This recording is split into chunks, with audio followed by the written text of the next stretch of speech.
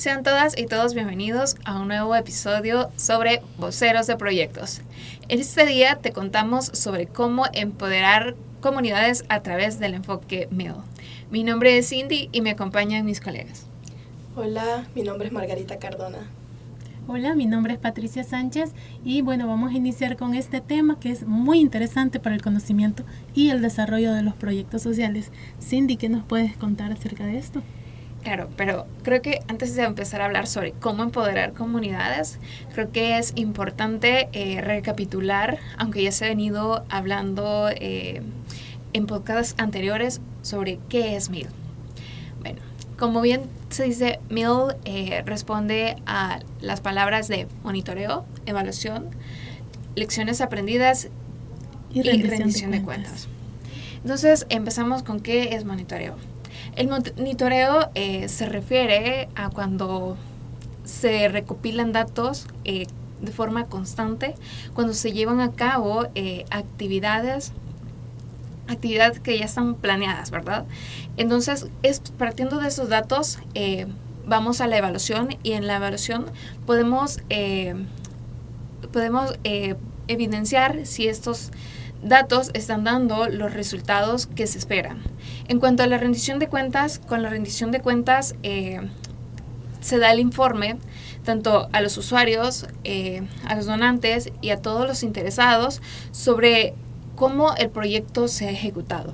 Y es aquí cuando vienen las lecciones aprendidas. Las lecciones aprendidas nos permiten dar una mirada atrás sobre cómo el proyecto nos brindó conocimientos, nos ha brindado aportes, tal vez nos ha brindado, digamos, esta forma de cómo podemos gestionar proyectos de forma más efectiva, ya que podemos partir de ciertos errores que nos van a evitar, partiendo de las lecciones aprendidas, poder gestionar, nos van a ayudar a gestionar mejor los proyectos en el futuro.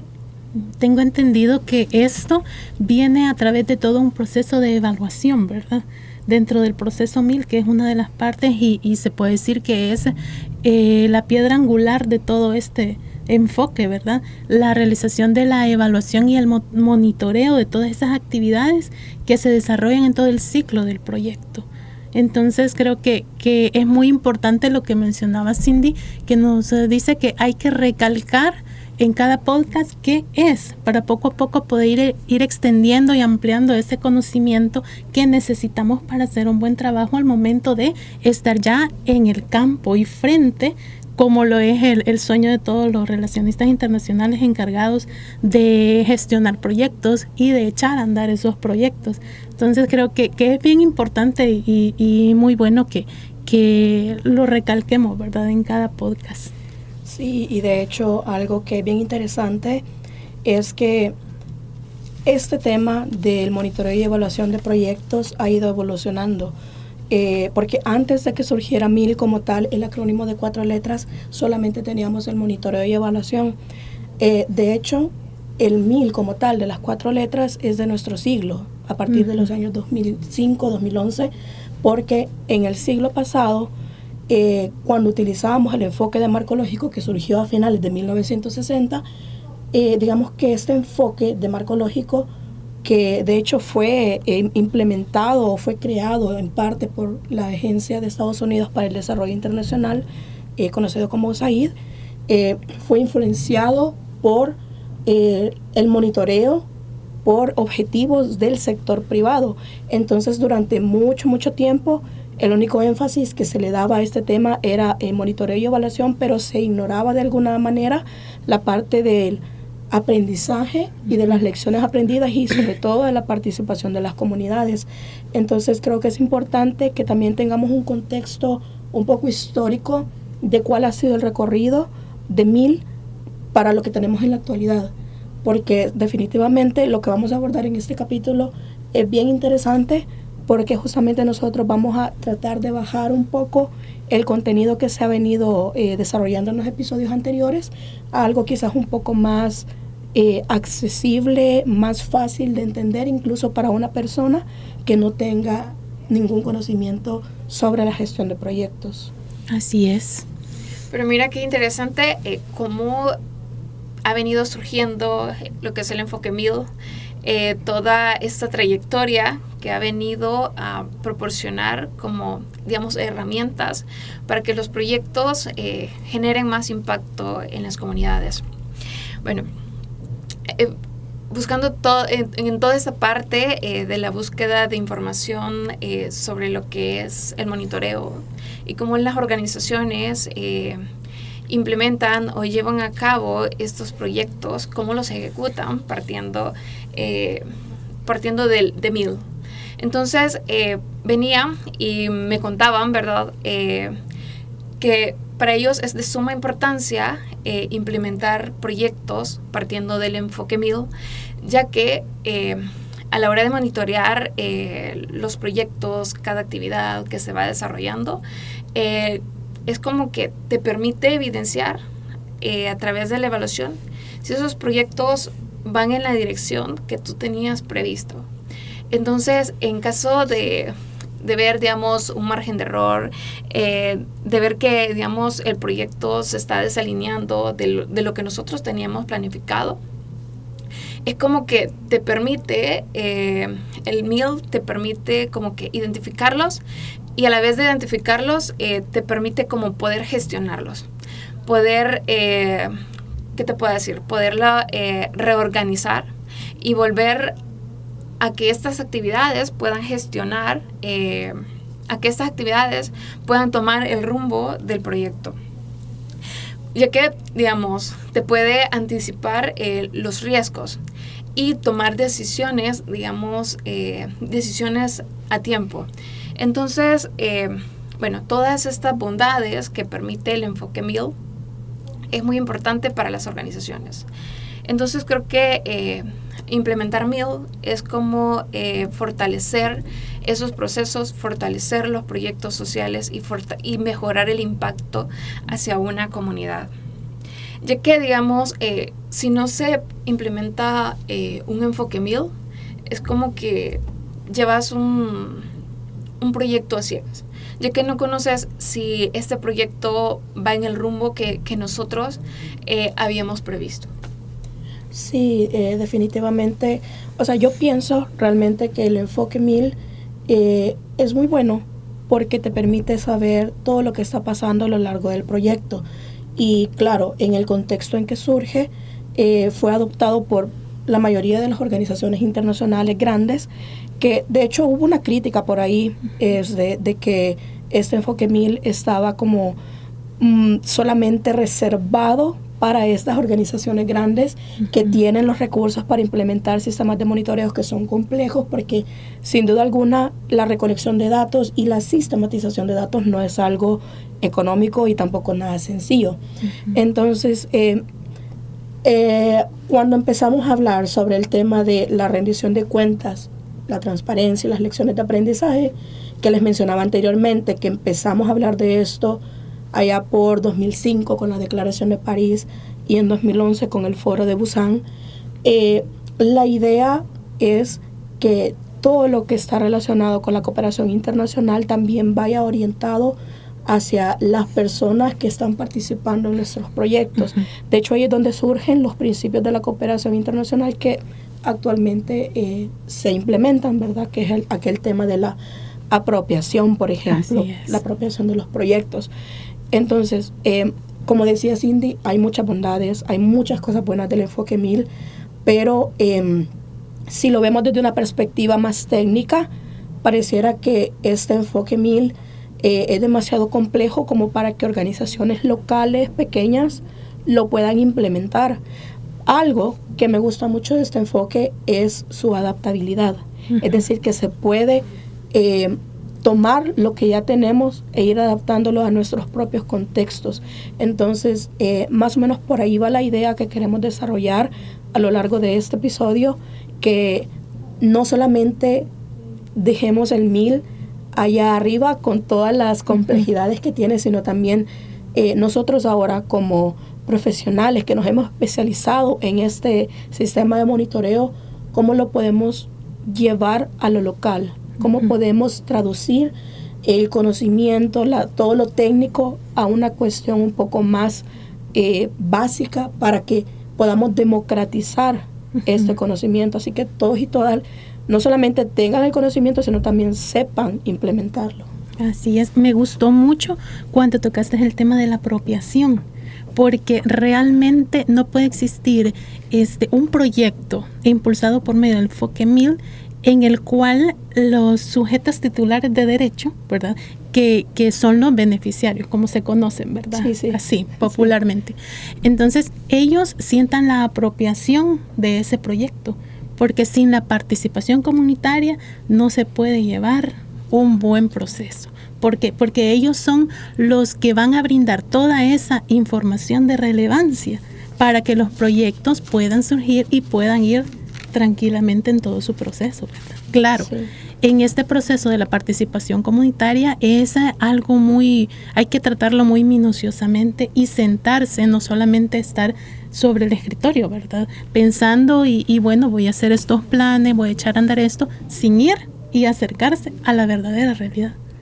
Porque como dicen, ¿verdad?, en papel puede estar todo, pero ya al llegar al lugar y querer ejecutar el proyecto, empezar con el diseño y la planificación, se pueden encontrar muchos desafíos en el camino. Y uno de los principales que puede afectar grandemente es que no haya interés, ¿verdad?, por parte de las comunidades para ser parte del proyecto, que no sientan esa motivación, que el ente generador del proyecto no pueda motivarlos, no puede explicarles el beneficio que van a obtener a través de y no se tenga la participación comunitaria necesaria. Sí, correcto. Y es que también hay que tener en cuenta que la participación no solamente se limita a las actividades que se programan para completar un proyecto, sino que va más allá, el cómo lo que estamos haciendo está sirviendo, de qué manera está impactando o no está impactando, porque es ahí donde nos tenemos que detener a reflexionar si hay que hacer correcciones o no. Volviendo un poco como al tema de la apropiación, a mí me gusta de cómo lo estás abordando, porque la idea también de que los proyectos puedan serse muy propios de las comunidades o de las personas que están siendo parte, también les da un sentido de pertenencia, pero también autonomía, porque al menos en lo que yo estoy investigando sobre este proyecto, sobre este enfoque, acá en El Salvador, muchas de las organizaciones, y por organizaciones me refiero a colectivos de derechos humanos, organizaciones juveniles, organizaciones de la sociedad civil, ADESCOS, etcétera, que trabajan en territorio, sí hacen actividades y sí hacen proyectos un poco más complejos, y evalúan y monitorean de alguna manera, pero son cuestiones un poco más sencillas y que no siempre se logran sistematizar. Entonces, hay como esta parte de que se tiene que depender de un agente externo, de un técnico, para que haga esta parte, y la idea es que también el 1000, este enfoque, pueda llevarse a estas personas que están siendo parte de los proyectos, para que de alguna manera tengan autonomía sobre sus propios proyectos y actividades. Sí, así es. Súper importante el tema que han tocado sobre la apropiación de proyectos. Bueno, yo he podido observar, desde mi experiencia lo puedo observar, lo puedo decir, sí, es importante que las organizaciones puedan hacer de que las personas se apropien de sus proyectos.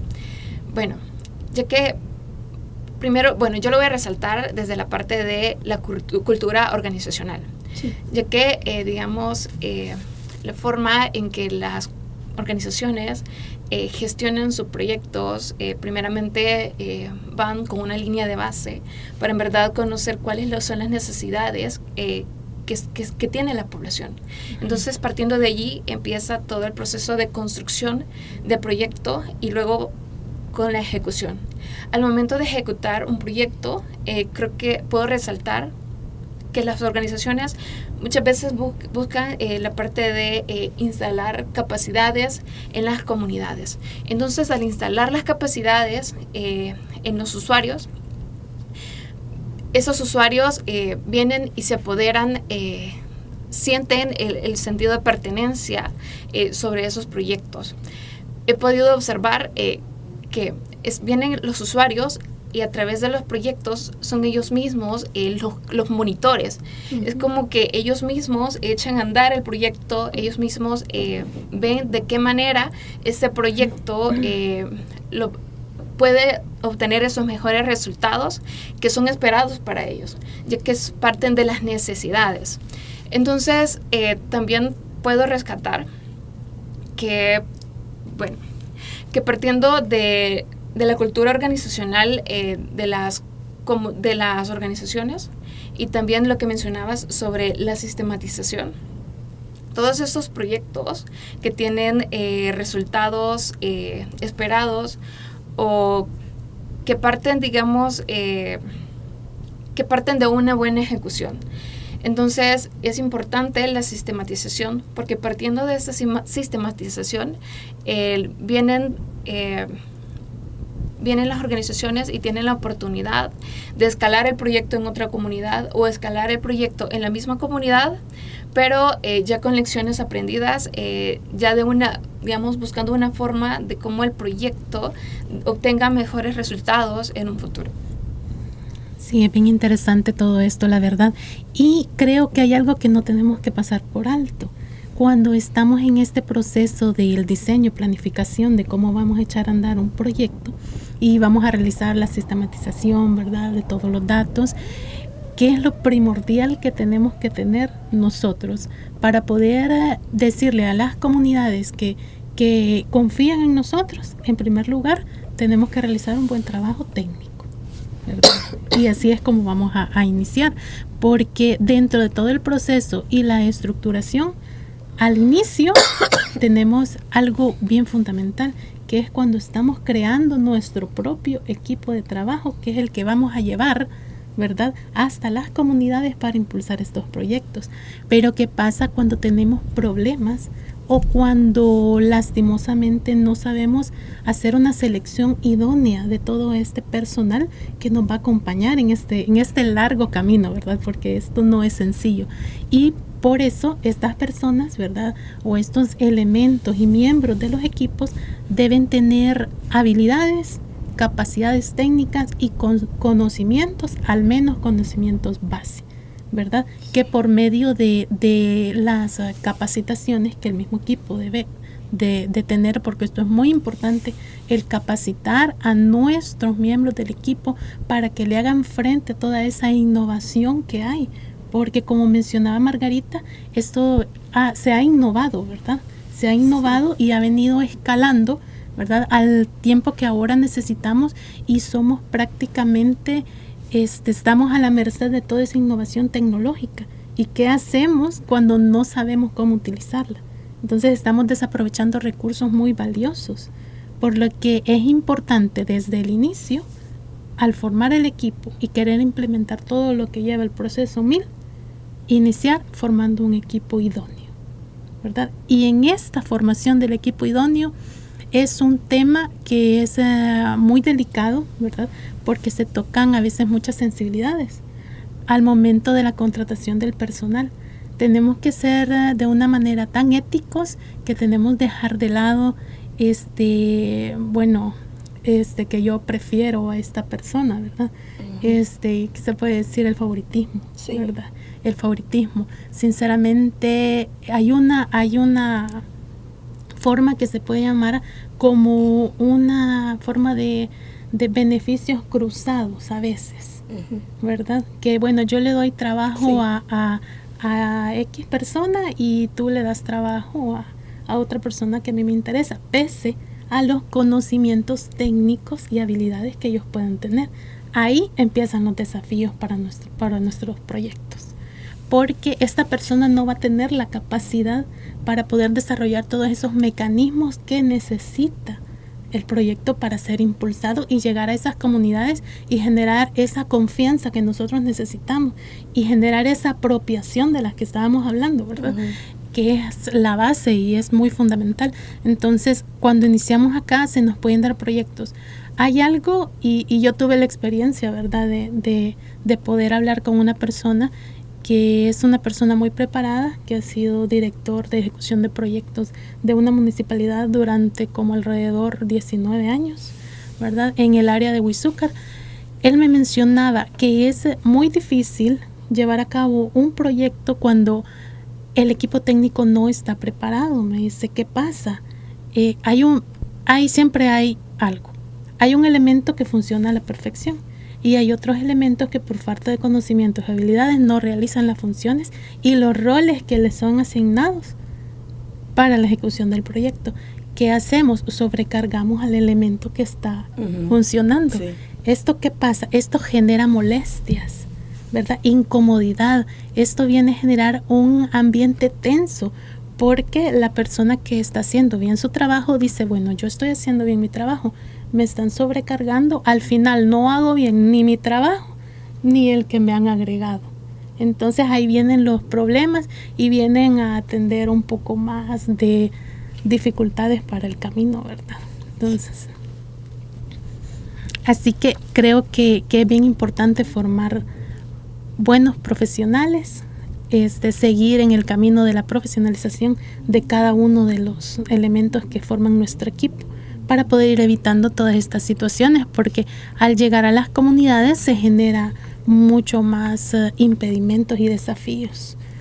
Sí, definitivamente, siguiendo un poco con la idea que ambas han estado desarrollando, es importante que, primero, si queremos llevar 1000 a organizaciones locales, hay que explicarles qué es 1000.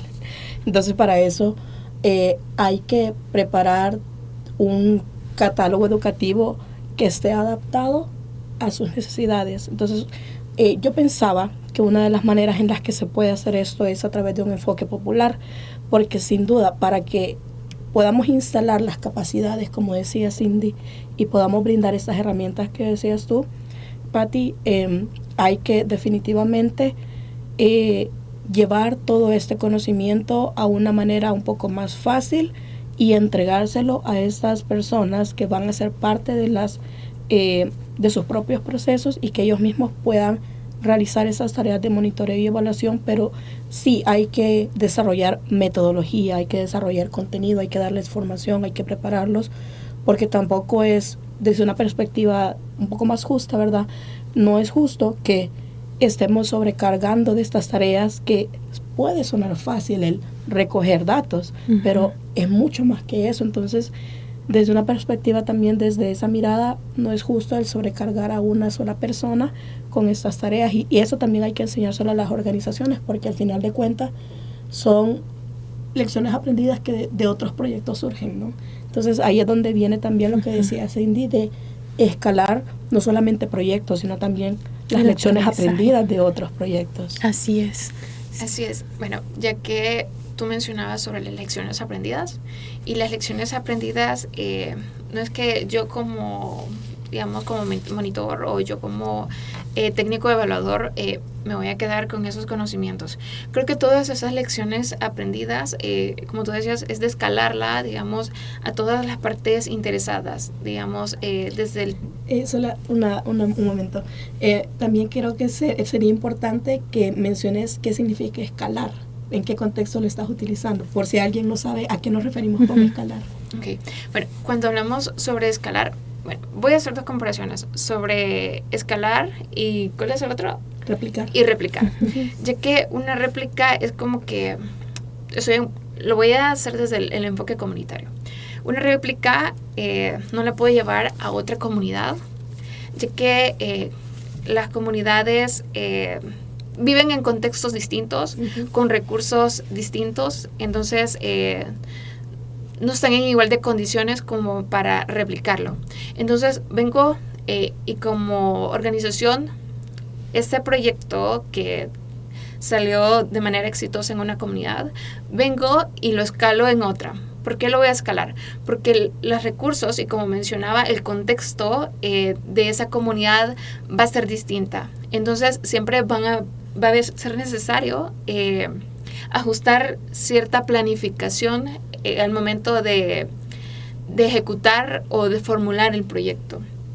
Entonces, todas estas lecciones aprendidas que surgen de un proyecto, es importante escalarlas a tu equipo de trabajo, es importante escalarlas a toda la organización, porque, bueno, ¿Por qué es importante? Porque en su momento nada más puedo ser un técnico de contrato temporal. Entonces, como técnico, en su momento se me va a cumplir el plazo y me voy a ir de esa organización. Entonces, al irme de esa organización, yo como técnico, nosotros como equipo, digamos, ejecutor o como nosotros como equipo monitor, nos vamos con ese conocimiento.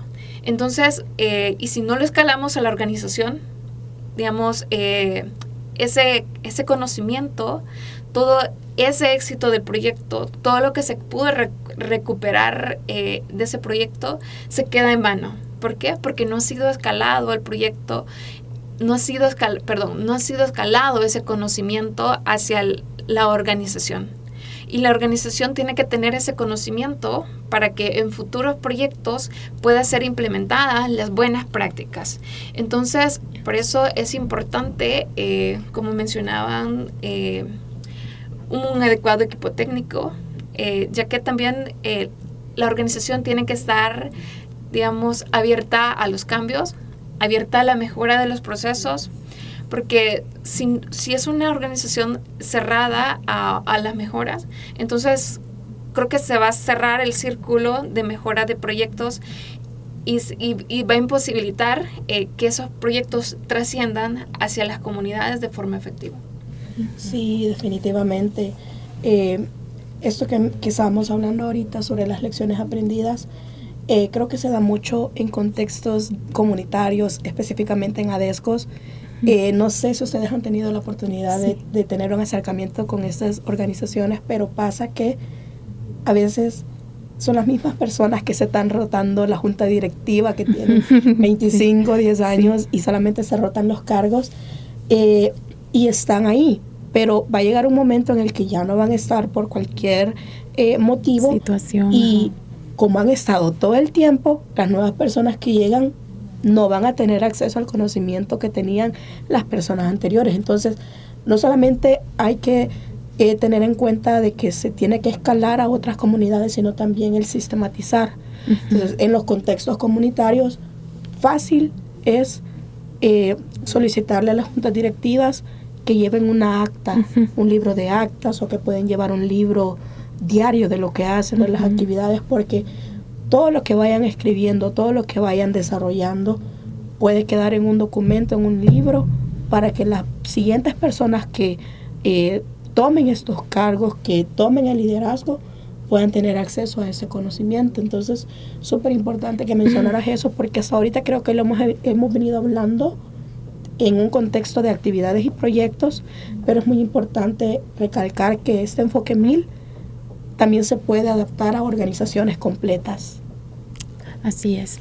Bueno, realmente estamos tocando puntos que son muy importantes, ¿verdad? Dentro de todo el menester de las comunidades, de todo el desarrollo que ellas necesitan, ¿verdad? Para poder fortalecer y poder echar a andar estos enfoques 1000, ya no solamente en las grandes entidades, ¿verdad? Sino que también aterrizarlo y llevarlo a que puedan llevar estos procesos las comunidades, así como mencionabas las asociaciones. Bueno, yo he tenido una experiencia, ¿verdad?, en la cual me mencionaron cuánto es de importante tener una buena planificación cuando de abordar a una comunidad se trata, porque se puede ver algo imperceptible, pero incluso desde tomar en cuenta las recomendaciones de parte de la población o de una asociación, de una ADESCO, de una directiva, es importante. Porque cuando llegamos a un lugar a implementar un proyecto, estas opiniones nos van a servir de base para poder echar a andar todo lo que nosotros tenemos planificado. Incluso cosas tan pequeñas como el día, la hora y la fecha, para poder realizar, por ejemplo, una asamblea general, ¿verdad? Y poder ir y extraer el conocimiento previo que necesitamos para hacer un diseño de un proyecto y para poder planificar todas las actividades. Es tan importante porque dependiendo de esto va a ver si fue de forma exitosa esa asamblea, ¿verdad? Si llegamos a tener los objetivos que teníamos, por ejemplo, tener una participación de un 80% de la comunidad. Tenemos que tomar en cuenta todos estos parámetros para asegurar que ese día vamos a tener la afluencia necesaria. Así que es bien importante tomar en cuenta todos estos aspectos que se ven a veces un poco pequeños. Ok, bueno, pues creo que ha sido un episodio bastante agradable, bastante... Así es, creo que nos extendimos, ¿verdad? Un poquito, Sí, un pero poquito. realmente ha sido bastante bueno conversar con ustedes, escucharlas, que conozcamos un poquito más del contexto histórico de MIL, pero también de la propuesta, pues, porque al final lo que estamos tratando de hacer acá es una propuesta de cómo llevar MIL desde arriba hasta abajo para que sea algo más fácil que se pueda hacer, que podamos democratizar este conocimiento. Así que, bueno, muchas gracias, chicas. Muchas gracias y muchas gracias también a la audiencia. Les agradecemos mucho su atención y ahí estamos. Vamos a seguir con otros equipos de nuestros compañeros egresados para seguirles ampliando el conocimiento acerca del enfoque MIL. Adiós. Adiós. Adiós.